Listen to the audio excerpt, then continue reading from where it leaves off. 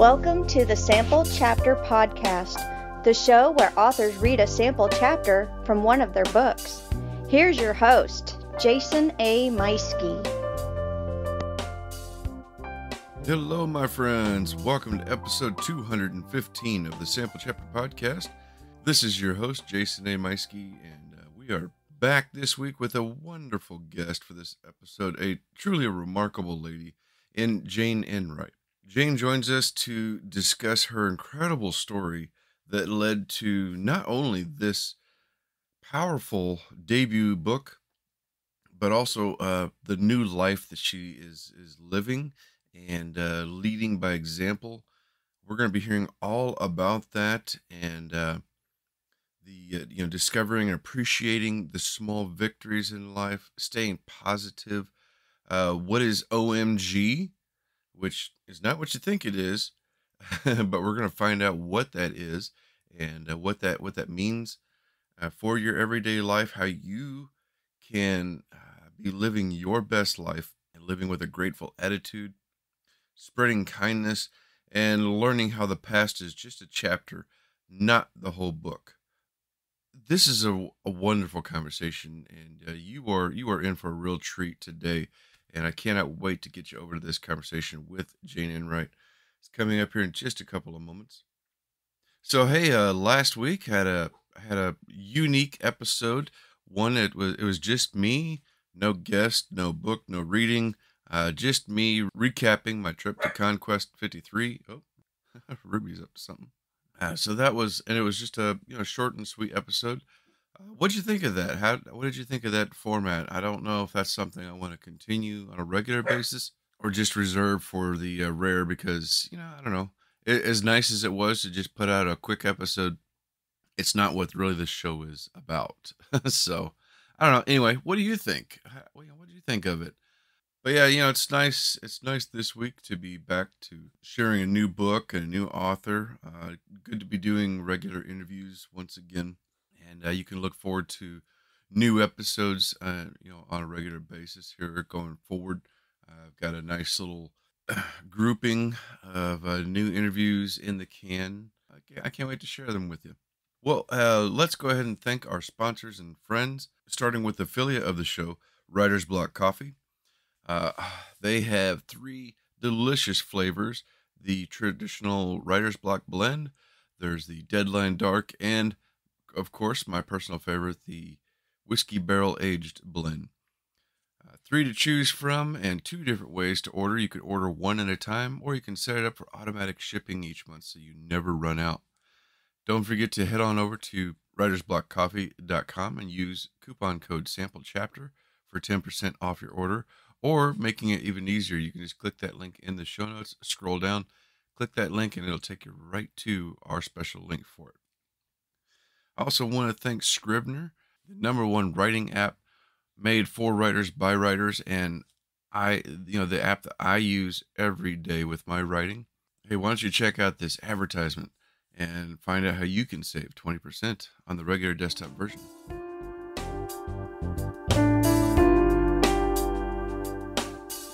Jason here. Hey, I wanted to take a moment and tell you about my favorite writing tool, Scrivener. Now, I know you've heard about Scrivener because their writing software has been embraced by hundreds of thousands of other writers like you and I, from the novice to best-selling novelists. The reason we all use it is because of Scrivener's core concept to bring all the writing tools you use together in a single application.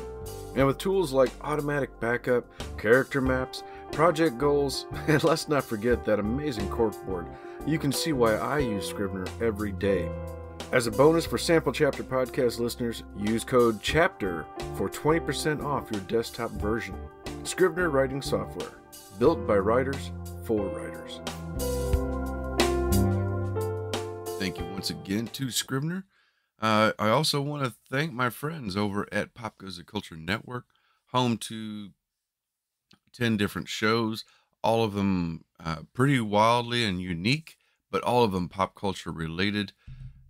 Check out shows like Two Dead's Review, Fanatics and the Fan, the Multiverse of Madness, Alamo Draft House, and of course the flagship show, Pop Goes the Culture Podcast. Those and more are available. Just follow the link in the show notes to check them all out. Wonderful shows, and one that's sure to tickle your fancy. Hey, you can find all of our podcast friends, sponsors, and affiliates on social media along with us on Facebook, Twitter, and Instagram. I invite you to follow the show on all those formats as well. Very easy to find. It's just Sample Chapter Podcast. If you are not a social media type person, but you'd like to contact the show, you can do so by emailing me at samplechapterpodcast@gmail.com or leave me a voicemail by calling 660-851-1146 and leave me a good voicemail. I will play that on an upcoming episode. All right, everyone. Well, without further ado, I think it's time to get on over to our interview with the delightful Jane Enright.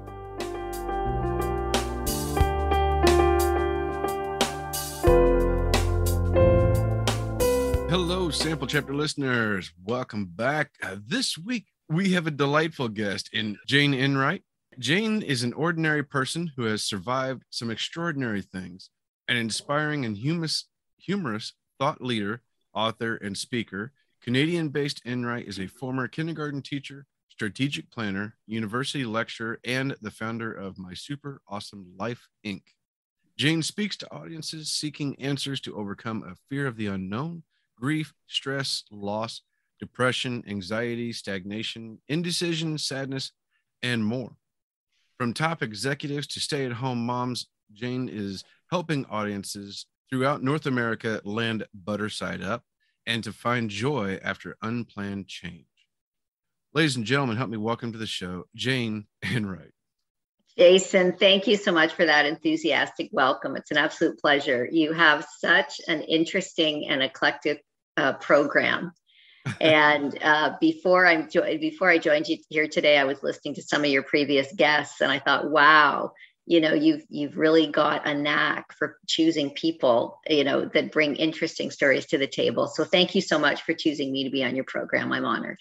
Oh, thank you so much. That's very sweet of you to say. And yeah, I'm delighted to have you here. And I think that's been something I've discovered over time is I love hearing stories that stand out and wanting to highlight, those stories. And it's fun, of course, to get to speak to a celebrity, but I love getting to talk to authors who have something unique to say and share. And yeah, when I heard about you, I was, oh yeah, I've got to speak to Jane because this sounds incredible. And butter side up, it's like that just speaks to me on a whole nother level. Well, we all want to be butter side up, especially now during a pandemic that's turned into an endemic. We've all been butter side down, I think, in our minds for a long time. And that's what I talk about, stuff like a pandemic. Most of us thought it could happen, but many of us thought it never would happen. So put that on top of day-to-day happenings. The pandemic is change that can change its mind anytime. It's unplanned change on steroids. And that's what happened to me. That's how I came to have my storyline about becoming an author. I'm really a small fish in a big pond. I'm not really super famous, but I'm hoping to obviously sell some books and help some people along the way. So I think all of us have different storylines in our life. And that's what I talk about in Butterside, but it's how to start those new storylines after hard, sad stuff happens. Stuff with ending, 4 letters ending in a T that's not so nice to think about. Well, that's that is wonderful. I love your outlook on things, and the title just grabbed me right off the bat. I knew exactly okay, I think I know what this is going to be like. It sounds exciting. Yeah. But tell us a little bit of your journey and what got you wanting to write this. Okay, thank you. Well, thank you for asking. You know what? I was really pushed in that direction. Oftentimes people will say, well, did you always know you wanted to be an author? And no. I was an avid reader as a child, and my mother will tell you at 18 months, she was a nurse that worked shifts, that she'd come home, from the night shift or, wanting to sleep. And I was Miss Chatty Cathy. And so she put books into the crib, and I was teaching myself to read, at 18 months, right? Asking her the words. So I've always been fascinated, I think, with communication and language, but really I got pushed in that direction. I had a very unfortunate incident happen in 2017. I got hit in April 7th, 2017 in the head with a volleyball. I was a spectator at a sporting event. And I don't mean like a tap. It was like a, and that right smack in the face. And that changed everything. I was talking for a living. I was facilitating around the world. And after that, I had speech aphasia. I had word finding issues, and I couldn't speak properly for a long time. And so the speech pathologist I was working with said, Jane, you know what? This is going to be a serious problem for you if you don't change. If you don't modify what you're doing, you are going to continue to have challenges. So she pushed me to write things down rather than speak, because I couldn't remember things. I couldn't remember people's names. And still to this day, that's a problem. So I sort of got pushed. That was one of the things that happened that was very unexpected. So out of something very, very sad and hard came something that was very, very good. And that's a lot of my writing is I didn't just have one thing that happened. I had 3 things that happened in quick succession during my most terrible year, a lot of hard, sad stuff. So that was the first thing that happened. So it really kind of sort of changed my path in a very, very interesting way. Yeah. So you began writing things down to keep track of it and going from there. At what point did you realize I might have a book here? I may have something that people would be interested in. Oh, again, a great question. So again, spoiler alert, it's funny. I just did a book launch in San Francisco. I'm very grateful for that. I never thought I would be doing that. And as an author now, I'm a newbie, an emerging author, and you're supposed to talk about your book, but not everybody wants to know everything. So the best way I can describe it is I had 3 terrible, awful things, life-altering events. So the first one was a hit to the head. The second one was a fiance who unfortunately had his own trauma and woke up in a hospital room 10 days later and couldn't remember who I was and couldn't remember who he was, and almost like it was a catastrophic injury, and looked at me and said, everybody's so nice here. I can't remember who anyone is, but you're the nicest and the prettiest. And it was like, holy shoot. Are you kidding? And looking at me and saying, who are you? Are you a nurse? And then I was showing him pictures on my iPhone, like for a glimmer of hope here, like, oh, come on, right. Stop. First of all, I thought, well, maybe he's pulling my leg, right? Because he always had a good sense of humor. No joke. I was showing him pictures of the house and travels, because we traveled around the world working together, and we, love to travel. I live with you. I sleep with you. How old are you? How old am I? How did we meet? Do our parents know? Childlike questions. So boom, you can imagine. I always say to people when I'm speaking out, what would you do?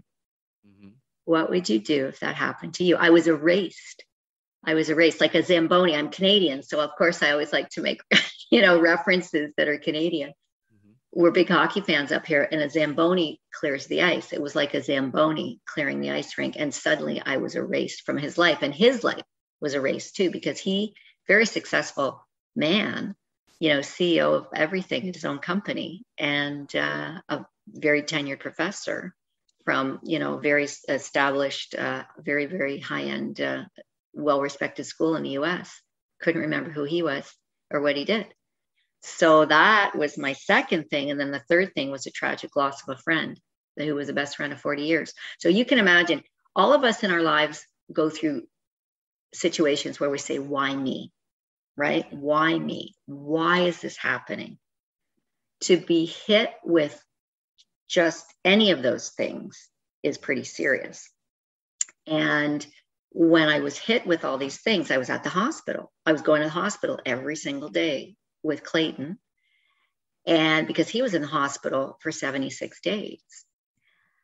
And then subsequently, my friend was there too. And so she walked into an emergency room with abdominal pain and came out with a terminal diagnosis. So you can imagine how challenging those situations are for anyone. And probably many of your listeners will have already gone through something similar, especially with COVID. You know, we've all experienced loss, you know, on a very global scale. Yeah. So dealing with the loss of my career and the loss of my partner as I know him, you know, as he used to be, and the loss of a friend, that's a very emotional thing. So I started to write dear friends and family emails, but I didn't write them. You know, that's one of the things that actually pushed me in the direction again of writing, is because the people that I was sending them to, the friends and family, said, you know, Jane, this is very challenging, emotional things that are happening to you, but you're telling us in such a way that we actually look forward to them. They're like chapters. Mm-hmm. And that was sort of an aha moment for me. It's like, you know, like, oh gosh, okay, well, you know, I didn't see that, but they did. And it was also that I wanted to write things down, because like I was like Dory in Finding Nemo. I couldn't remember anything because of my injury. It was hard for me to remember details. So I thought, gosh, I got to write this down, or else how am I going to explain it to Clayton? How am I going to tell him what happened? Because he to this day, he does not remember his accident. He does not remember what happened to him. And it's actually, it's part of, it's called post-traumatic amnesia. It's your body's way of saying, you know what, this is too difficult for me to process in my brain. So you know what, I'm just going to let this one go. So nature sometimes takes care of us in ways we can't even imagine. So yeah. And then it was also some very interesting things, very intuitive things that happened. A trip to Italy where I got some intuitive signs. I can, you know, delve into that if you want, but it was a very circuitous, you know, I didn't go into writing kicking and screaming, but it was like, okay, you know, after I took one long big shavasana after my most terrible year, I traveled with my children, my sons, to Australia and Fiji and New Zealand and Hawaii for 3 months. I basically just checked out and said, what am I going to do with my life now? I've lost so much. Where am I going to start over? And decided I was tired of hard and sad. I said, listen, I don't know who's in charge up there, but I'm tired of hard and sad. I want a super awesome life. And that's when I got the idea to create a website called My Super Awesome Life, to an inspirational website to talk about change, dealing with the unexpected. And this was all before COVID. This was in 2019. And then unexpectedly had a date with a publisher, got matched up on eHarmony, all places. What are the chances of that? I didn't tell him I liked to write, because I wasn't even writing at that time. Yeah. I, you know, sat down for a coffee with this guy, and he said, well, what do you like to do? And I said, well, I like to write. And I said, well, it's kind of, I said, I didn't mention it on my profile. I wasn't even going to bring it up, because I thought, well, he's going to think I just sat down for coffee with him to see if I could, you know, publish something. And he said, well, show me your stuff. What do you like to write? And I said, well, there's a place called Vocal Media. So if any of your listeners want an outlet for their short stories, there's a place called Vocal Media. I don't know if it's still up and running, but I just had a story accepted and published on Vocal Media. And I read it. He read it. I gave it to him on my phone, and I left the table because I was super embarrassed. I thought, well, shoot, what if he doesn't like it? That's, and he loved it. I came back. I grabbed another coffee, and I sat down. He had a big grin on his face. He said, after what you told me and after what I read, he said, you need to tell your story. And I said, well, where would I start? How do you write a book? I've never written a book. I don't know how to do that. And he said, okay, I'm going to tell you, if I were you, this is what I do. And I never saw that man again. We only had one date, but it turned into a business meeting. I talk about it in the book, and he taught me how to write a book in 2.5 hours. He said, this is what I would do. So there you go. Wow. Yeah. And so I wrote it. I wrote it in 9 months. I took all the emails because I didn't have an outline. There's a different way. I mean, there's people out there with far more training. I don't have any professional training in writing. I used to get kudos for my writing in business, but I've always been clear and concise. And I thought, okay, I'm going to take my emails and use it as an outline. And I thought maybe this guy was trying to butter me up, pardon the pun. Maybe he was just trying to get a second date, right? I took it to a book editor. He said, you've got to find a book editor. So I took it and I said, do you think I wrote a few sample chapters, and I showed it to her, and I said, do you think this could be a book? And she said, oh yes, Oh, yes. So here I am. Here I am. I'm butter side up. I never would have met you. I never would have become, I don't really think I'd become an author. I don't think I would have been in San Francisco this week. I don't think I would be speaking about sudden, rapid, unwanted, unexpected change and how to use humor and a positive attitude to get through it. So here I am. Well, clear and concise, being able to do that will get you a long way as an author to do yes, that. It will. I've in my writers group, including myself, have written some things that were like, oh my gosh, what was I thinking here? This makes no sense. And all these experiences happened in less than a year, which kicked off this whole thing and then led you into this. How did you find the way to the drive to stay positive? Again, a great question. So I started writing the book. I started writing in October 2019. So this was just as COVID was coming into play. We were learning about it in China and abroad.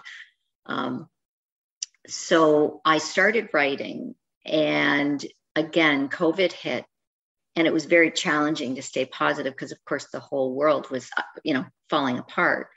But again, I saw my experiences when COVID hit. I saw my experiences as almost a dress rehearsal for something like COVID. Okay, because from April 7th, 2017 until April 11th, 2018, when my best friend of 40 years, Jen, passed away, I had 365 days of, I don't know what the next 5 minutes is going to bring, truly, because there were so many things at play. There was my recovery, there was Clayton's injury and his recovery, there was advocacy, there was my business I was trying to run, I was trying to stay afloat, there was her diagnosis, there was just life. I mean, I'm a parent, I've got, two, sons in their early 20s who are graduating, and, life was happening.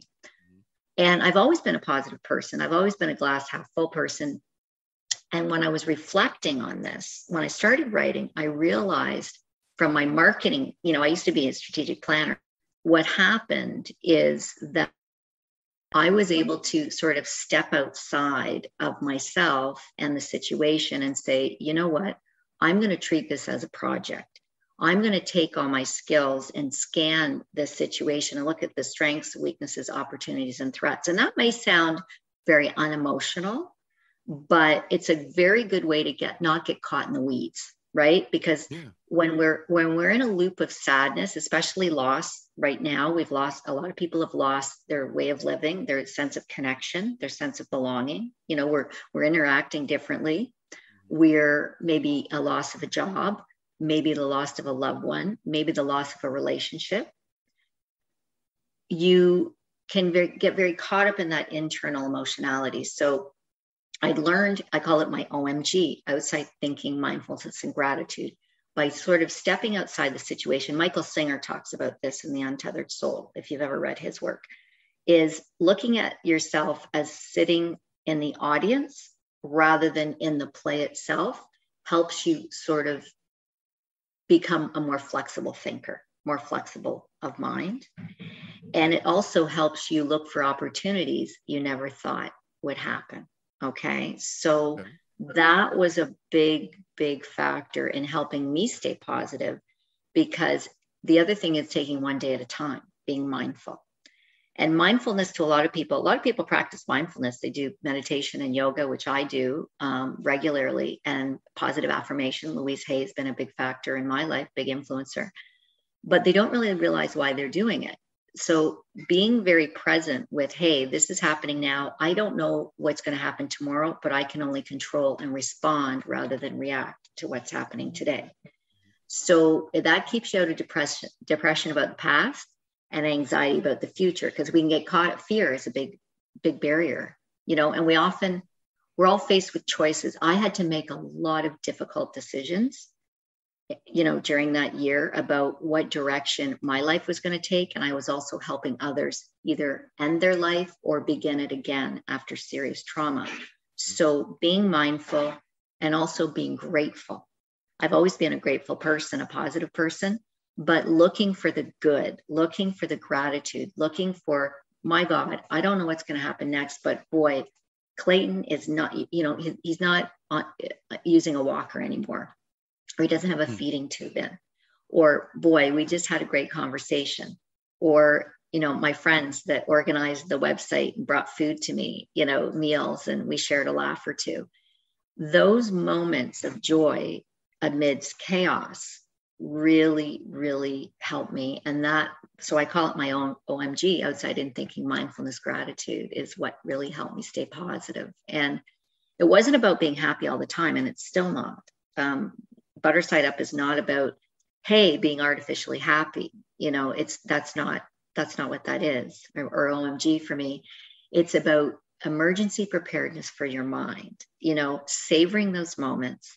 And like I'm talking to you right now, enjoying our conversation immensely, exchanging ideas, because emergency preparedness for your mind, that more flexible mindset and that more grateful attitude and that more optimistic outlook, helps you bounce back faster. Helps you bounce back.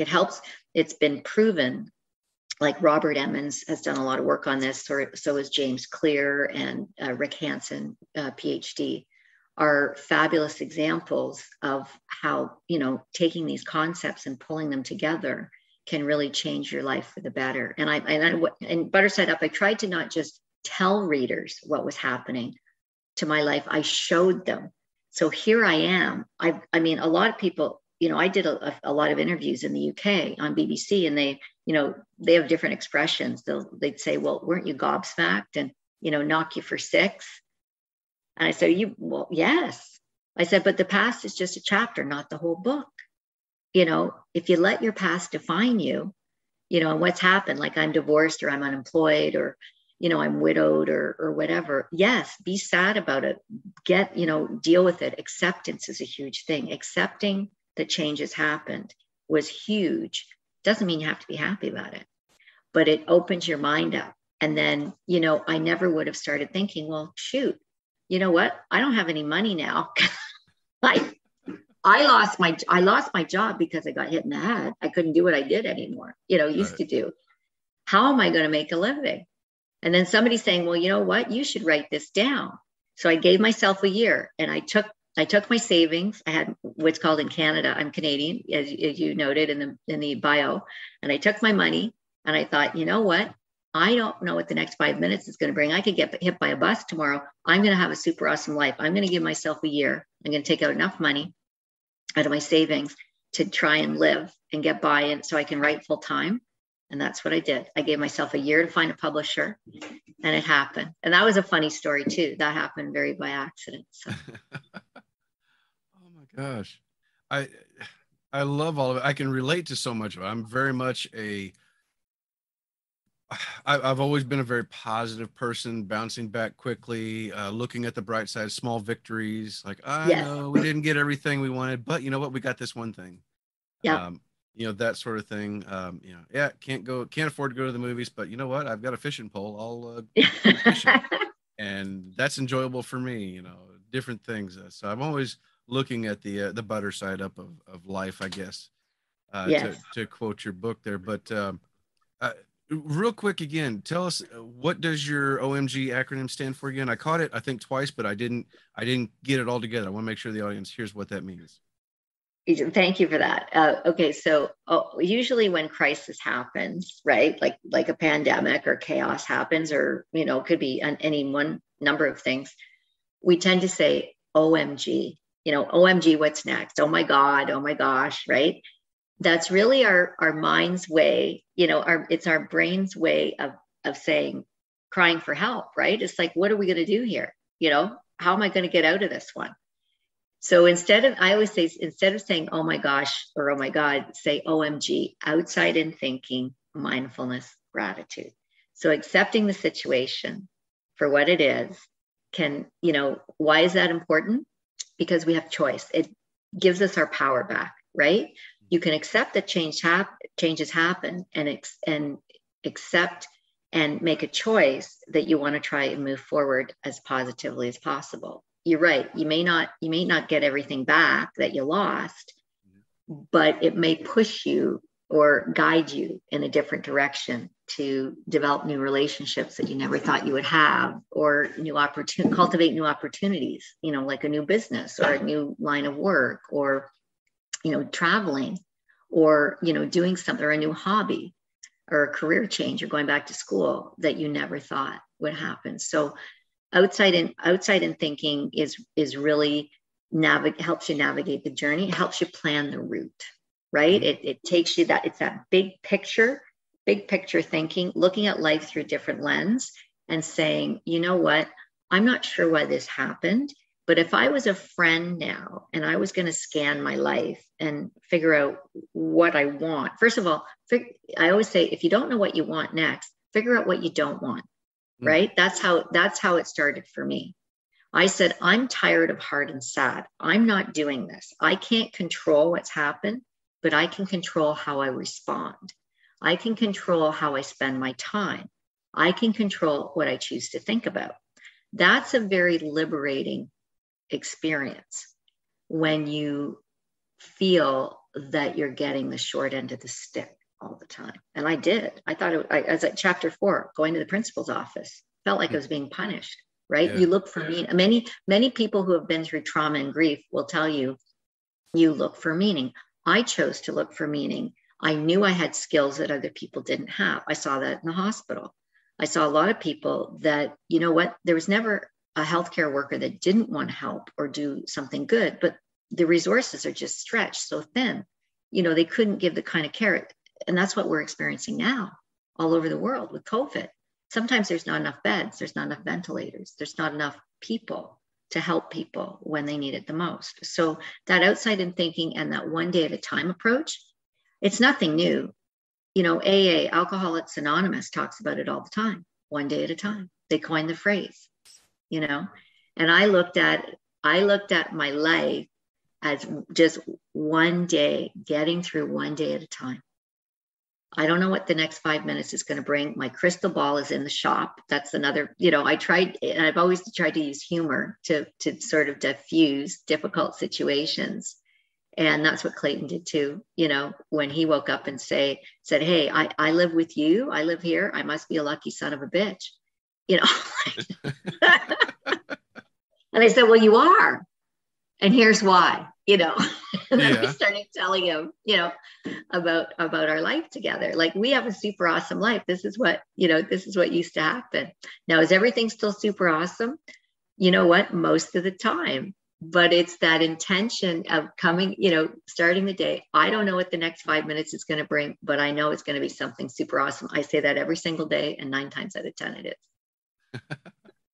I love the positivity and looking for that moment of each day, of each moment of life that is going to bring some kind of joy in your own life, and ignoring the moments that are like, yeah, that one wasn't so great, but I like what's making me smile over here instead. So you got it. And you know what? I really believe now we're going through a very, very influential time in our history. Now, a lot of people with COVID, my book's not about COVID, but I do talk about it in the book. A lot of people look at the pandemic as a heart monitor, like spikes, right? Yeah.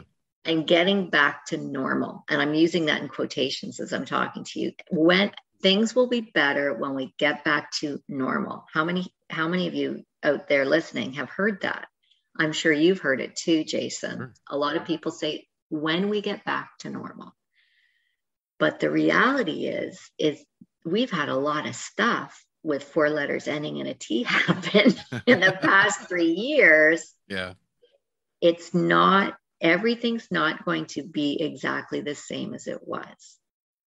And once we accept that, rather than looking at our life as a sinus rhythm, we look at it as riding the waves, learning how to surf. That's what I call it. And I've actually got a second book, James Jam, coming up, Inspiration to Create Your Super Awesome Life, that's being published November 1st with She Writes Press. It's being released this year. So I talk about learning how to surf in James Jam, and I intro it in Butter Side Up, but I go into more detail about the how-to. I introduce the how-to in Butter Side Up. I tell you about my story and how OMG changed my life for the better and got me through a lot of tough times. But then Jane's Jam continues the conversation and gives you more ideas and tips and tricks. So you can have, you can create your super awesome life. So super awesome is very, very subjective. What's super awesome to you may not be super awesome to me. But that's the thing. We started our discussion today talking about storylines. Again, we all have the power on some level, the capability to create fresh new storylines. It's what we choose to think about. It's what we choose to focus our time on. It's what we choose. It's the people, it's the company we keep. And once you begin to believe and understand that we don't just find happiness, we create it, you start living your life more intentionally. You're careful what you let into your life, and what you put out. Yeah. Living more purposefully. Yes. You talk about the fishing pole, that serenity, look at that beautiful brook, and, wow, just being out in nature. And I think, I know here in Canada, boy, we've had a lot of lockdowns. We're not in lockdowns now, but some of our provinces, the whole province, which is equivalent to a state in the US, was totally shut down, except for essential services for many, many weeks at a time. That's very challenging. So it forces us to stay connected different ways, like virtually, like we are. Podcasts, for example, are very, very important. They're become the new sort of media, way, media, tour de force in media to help us stay connected, like it used to be public radio, right? Right. Now, is it NPR? I don't know the acronym, but it used to be NPR. Yeah. And it's been interesting to be on this side of it, to have an established show when this all happened, and all of a sudden, like, oh my goodness, there's a lot more people listening than there used to be. Yes. Yeah. And lots of opportunities. Lots of opportunities. So I'm curious to see what you think is going to be the wave of the future. What do you think is going to happen next? My crystal ball's in the shop.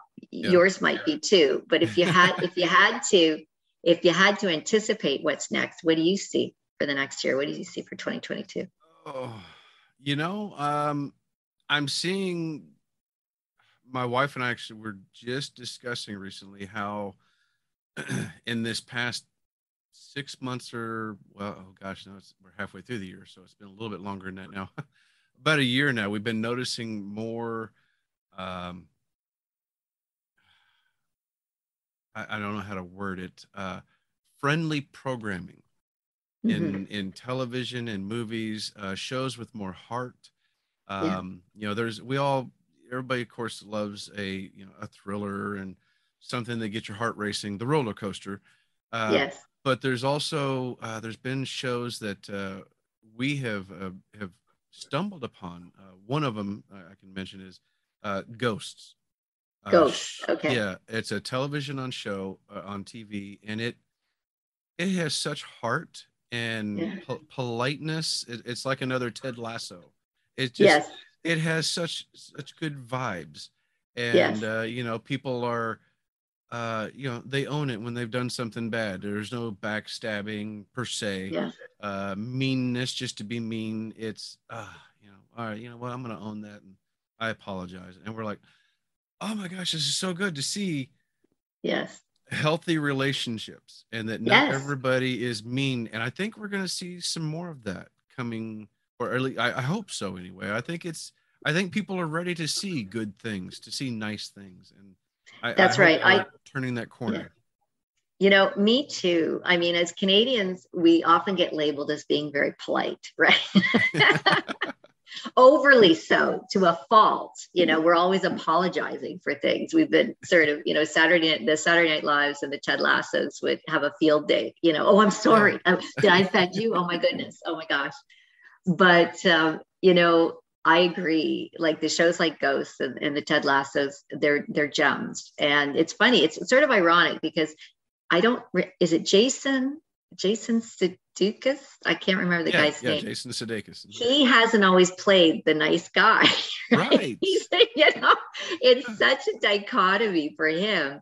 because there was this funny movie about, it was a heist or something. I can't remember the name. Again, my memory is not that great sometimes, but there was like a heist movie where he was some hitman, and he was the mean guy, right? He always seems to be the mean guy, and now he's the good guy, right? Yeah. Wouldn't it be super awesome if art imitates life, and all those people that were the bad guys suddenly turned, had an about face and said, you know what, I don't know what the next 5 minutes is going to bring.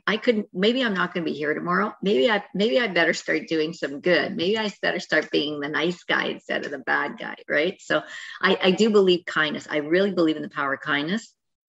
You know what? I've seen it transform my life. I've met, oh my gosh, so many wonderful, wonderful people along the way that not only helped me with my journey, but also publishing too. And I got to give a shout out to my new friend and colleague, Jari Bolander. He's an author.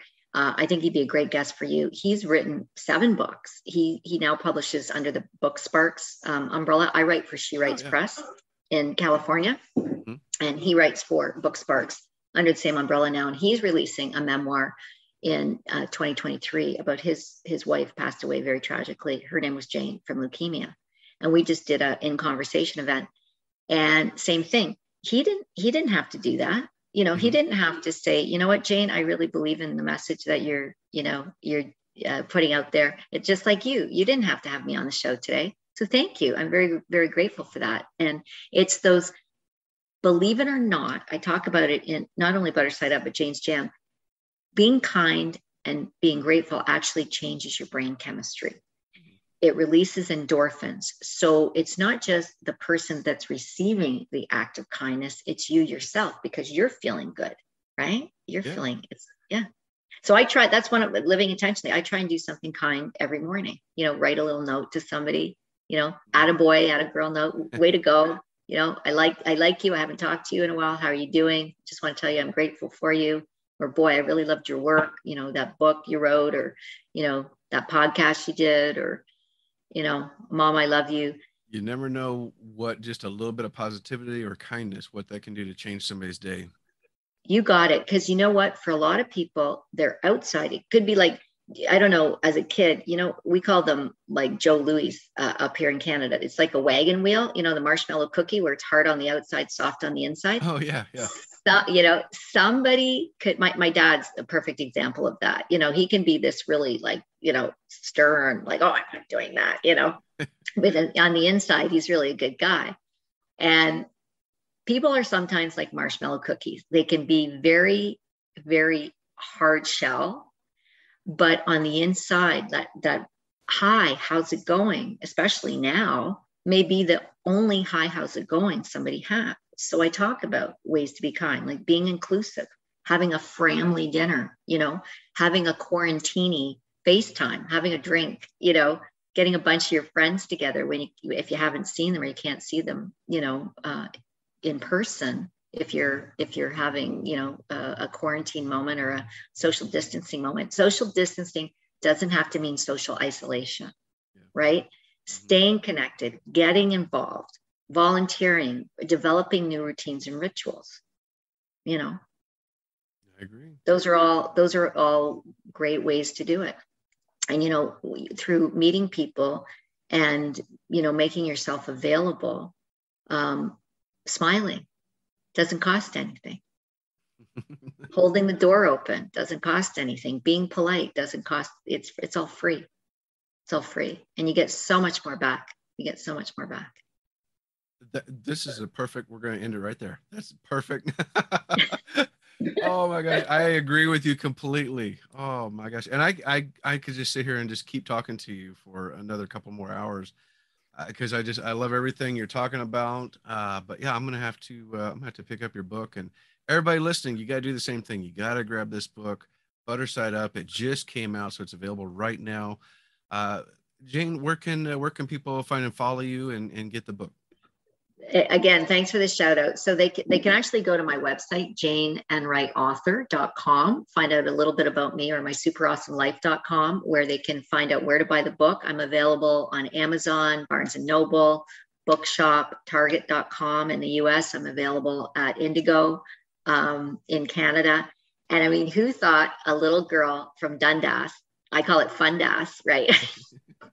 would be in all those bookstores, but it's hard to get shelf space, right? So, Yeah. Go to your local library. That's the greatest gift. That's a pay it forward. If you can't afford to buy a book, go to your local library and say, you know what? I'd really like to read this book, Butter Side Up, How I Survived My Most Terrible Year and Created My Super Awesome Life, published by She Writes Press. Ask the librarian to order it in for you, because 9 times out of 10, they will. Perfect. Right? That's right. Yeah. I'm a big proponent of libraries, especially now. Get involved with your local library. It's free. They have all these free talks, like your podcasts, right? Yeah. So, yeah. And a lot of people don't realize that. So that's a great point. Yeah. I'm on Instagram, Jane Enright author, Facebook, LinkedIn. And, but you are super awesome. I could talk to you for hours, and I really hope that we're going to stay in touch. I really hope we're going to stay connected. I found a new podcast to listen to, and I'm just thrilled to be here. And thank you so much for helping me help people understand a little bit more about my journey, my story, and hopefully I can help some other people along the way with theirs. I have no doubt about it on everything you just said, staying in touch and how much you're going to help people. And thank you for being such a delightful guest. It's been wonderful talking to you. And likewise. Okay. Stay super awesome. You too. Ladies and gentlemen, time for me to step aside with my writer's block coffee and enjoy a sample chapter from our guest, Jane Enright from Butter Side Up. Chapter 2. The upside of erased is ... Everything can change at any moment, suddenly and forever. Paul Austen. I live with you. We live together. Yes, we live together. How old are you? I'm 51. How old am I? I tell him that too. Do we sleep together?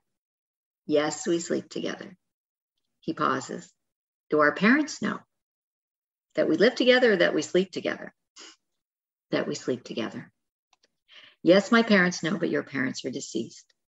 Behind those kind, tired, pained eyes is a look of wonder, amazement, and downright astonishment. There's astonishment and amazement on my face too.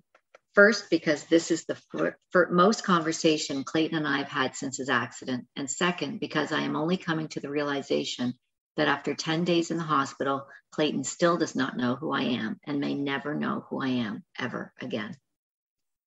If you were reading about this in a textbook, this part of the change process would be entitled Moving Towards Acceptance. Where do we live? I fumble with my iPhone to look for a picture of the house. We live here, I say, pointing at the lovely 4-bedroom home. We've lived here together for 6 years. I scroll through the pictures of rooms in the house, watching him, hoping for a glimmer of a remembrance or something. He eagerly looks at each picture silently. I talk about our home, our travels together, around the world, children, friends, but there's no recognition, no memory of Clayton and me, period. Like a Zamboni clearing an ice rink, in one fell swoop, our life together has been, in a word, erased.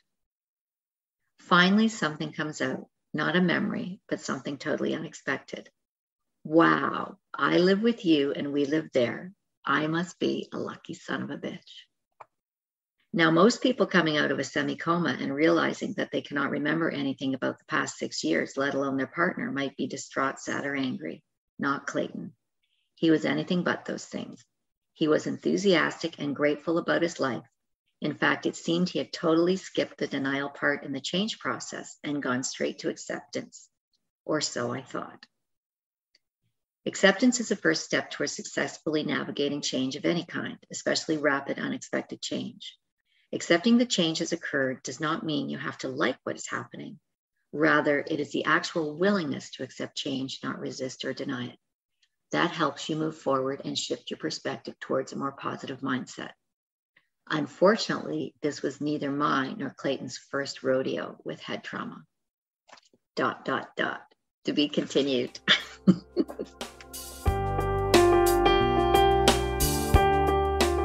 That was Jane Enright reading a sample from her debut book, Butter Side Up.